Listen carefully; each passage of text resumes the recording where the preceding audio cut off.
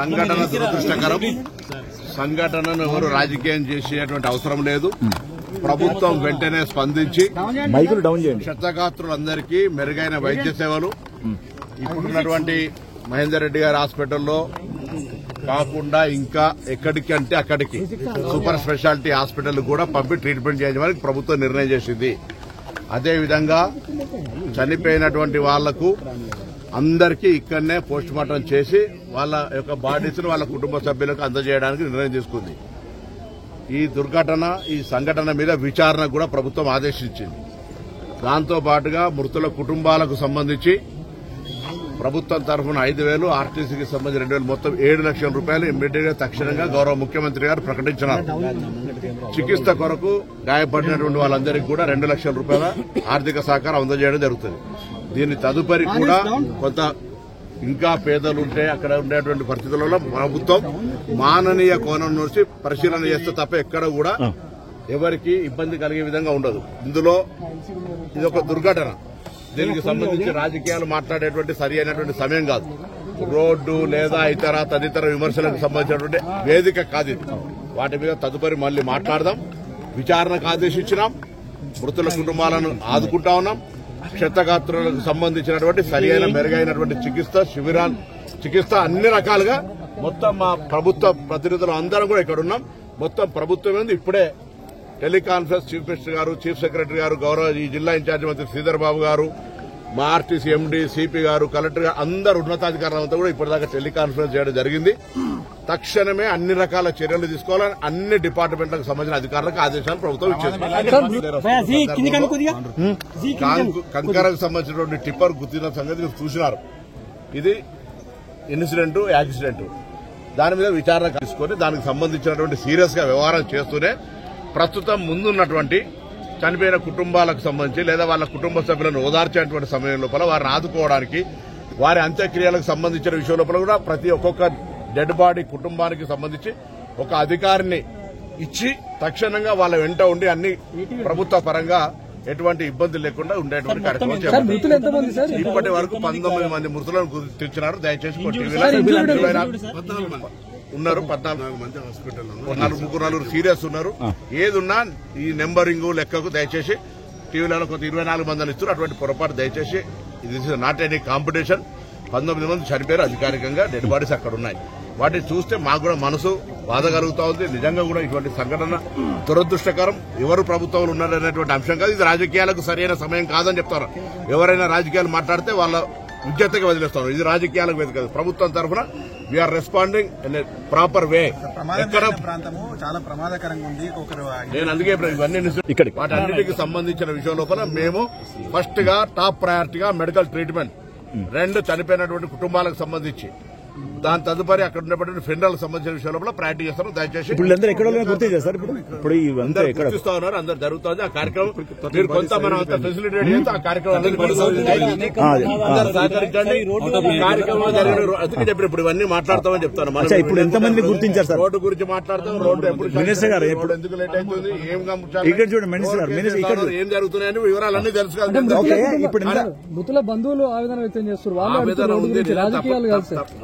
తప్పు వాళ్ళ గురించి వాళ్ళు మాట్లాడిన దానికి ఎవరేమంటారు కదా, వాళ్ళు మాట్లాడిన దానికి ఎవరేమంటారు. అందుకే దాని డెప్త్ డిస్కషన్ స్కోప్ ప్రయారిటీ కదా. ఇప్పుడు చాలా మంది అంటారు సురక్షితం అదే చేస్తారు. ఎదురుగా గుర్తుంది ఆర్టీసీ బస్ ఏం చేయమంటావు?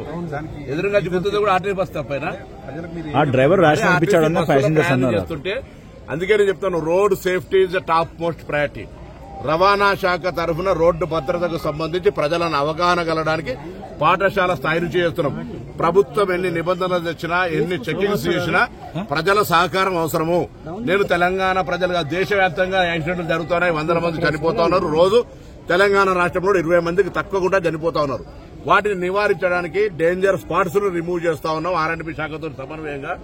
అంతేకాకుండా ఎక్కడెక్కడైతే ఫిట్నెస్ కావచ్చు ఇతరత్ర అంశాల మీద ట్రాన్స్పోర్ట్ డిపార్ట్మెంట్ సీరియస్ గా యాక్ట్ అవుతా ఉంది. బట్ ఇది నెగ్లిజెన్సీ, ఒక ఇన్సిడెంట్ ఒక యాక్సిడెంట్ గా మారినప్పుడు తప్పకుండా దాన్ని విచారణ చేసి అన్ని రకాల చర్యలు తీసుకుంటాం. గుర్తించారు సార్ దాంట్లో బాడీస్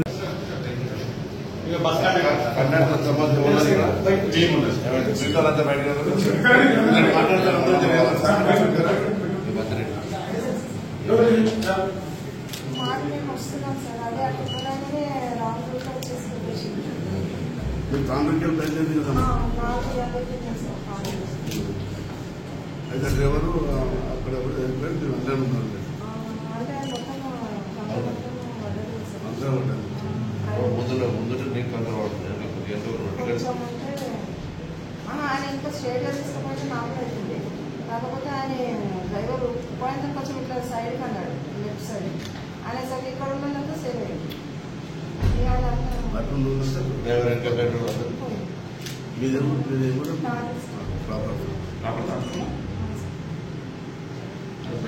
ట్రీట్మెంట్ చేస్తారు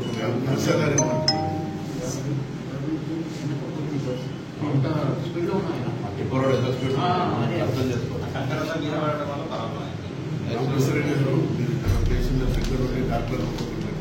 గవర్నమెంట్ ఇన్వెస్టర్ అక్కడ అందరం అండ్ మెడికల్ ట్రీట్మెంట్ అనేది దీంట్లో ఇంపార్టెంట్ కాదు. మీరు ఎక్స్పెక్ట్ చేయాలి పేషెంట్స్ ఆఫ్ ఇద్దరు ఉంటే వాళ్ళకి సాటిస్ఫై చేసి వాళ్ళకి వాట్ ఎనీథింగ్ ట్రీట్మెంట్ మంచిగా అవుతుంది. ఏం పర్లేదు అన్ని ఇది కూడా సూపర్ స్పెషల్ మెడికల్ కాలేజ్ రోజు 2-3 మంది వస్తారు. మహేందర్ రెడ్డి గారు మీ ఎమ్మెల్యే గారు అందరం ఉన్నాం. ఎంపీ గారు కూడా వచ్చారు. ఎంపీ గారు ఎంపీ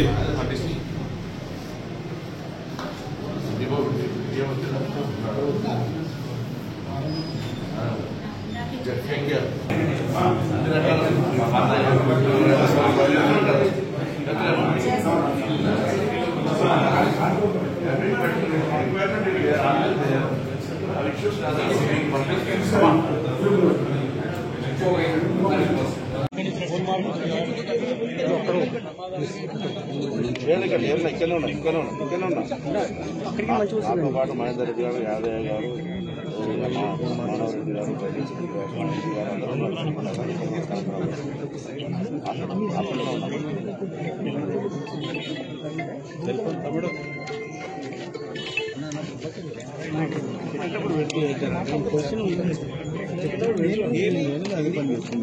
లోగోలు పెట్టాకమ్మా ఇప్పుడు లైవ్ లో చెప్తా